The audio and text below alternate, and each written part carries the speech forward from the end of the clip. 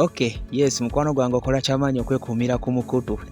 Kakati amawulire genkutuusizaako ssaawa zino ge gano. Omuwala owa yunivasite eyategerekeseko erya ssaala emyaka 22 olunaku olwaleero akubiddwa ebikonde ng'ekimukubya kwagala musajja wa munne owa inchi 7 emwogeza ebirungi n'ebibi. Omwami ayitibwa ategerekeseko erya Saamu wamu ne mukyala we ategerekeseko erya Najuma ng'era beerinamu abaana 3 be bano abakoze chaos oba be bakoze akavuyo ku loogi emu esangibwa wali mu bitundu eby'ekansanga. Omwami adudde ekiseera nga mukyala we amuteebereza okubeera ng'amwendako oluvannyuma lw'okutandikira ddala mu mwaka gwa 2021 omukyala ono ng'ateebereza omwami okubeera ng'amwendako naye nga tamanyi ani gw'amwendako naye.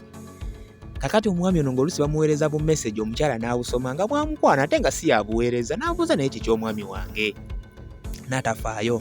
Kakati juzi wano era ne baddamu ne bamuweereza ka message omukyala n'akalaba naye n'atafaayo.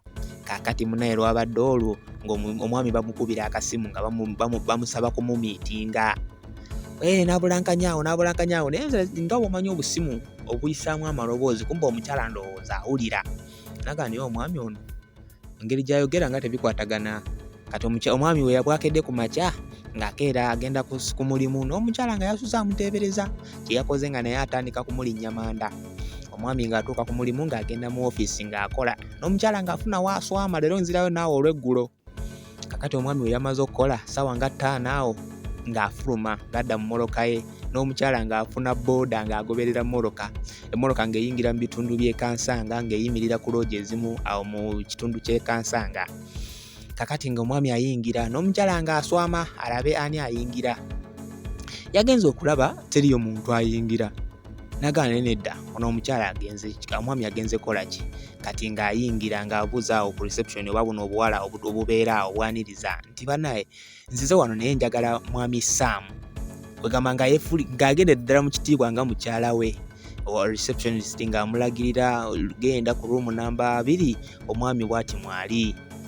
Omukyala bwe yatuuse eyo oba babadde tebeggadde oba kiki omukyala nga munda yagenze okuyingira nga kye bakola ssaala tata Saamu nga kyakola ssaala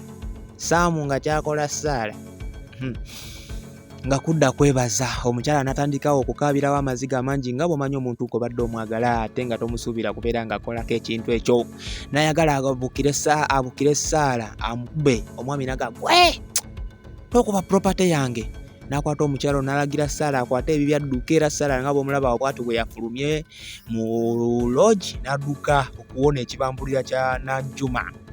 Kakati omwami we yabuuziddwa naye mazima ddala abasajja mwagala ki omukyala omulungi bw'aki lwaki omwendako. Omwami yagambye nze oyo omukyala banenze simanyi na kikyaliwo omukyala takyalina mpisa omukyala yayogera bubi omukyala takyalina kaniguusa mu buliri kiki okitegeera. Ate nga n'omukyala ze ensonga ze zimu za complaining nga nze bamanze kyandetedde n'okubeera ngo n'omwami muteebereza nze abadde ng'akomanga w'ewaka nga tankwatako tampa budde laavu yakendeera era kyekyandetedde n'okubeera nga nfuna ebirowoozo bino nti alabika nendako naye kinswazizza nnyo ate okubeera nga kyembadde ndowooza obulowooza kye kituufu. Omwami ye yasigadde yeekaza n'agamba nze okwenda ku mukazi wange sikyejjusa kubanga mbabulidde omukazi takyalina mpisa era kyalina okukola kuwona kwesonyiwa kunnondoola kungoberera addeyo ewaka alabirire abaana be nze kasita muwa obuyambi. Ate sirina nsobi yonna gye nkoze bwe mba nga nnoonya omuntu ampa essanyu nga ye takyampa ssanyu kuba sikyalina mirembe gye nfuna buli w'embeera ewuwe. Naye nga ye ssaala era yeebaze Katonda we yono omwami kuba yamutaasizza nnyo. Omukyala yabadde aswakidde ng'alinga nga omanyi zino emisota egiwanda obusagwa givaipa giri obuli obusogwa bwe bayita buvaipa bwe nyini maama naye nga geego omukulu omukulu bamukwatidde mu loogi n'omwana wa yunivasite. So kakati katukuleetera amalala mukwano gwange sigenda kuba nga nsookawo wano. Bye bye.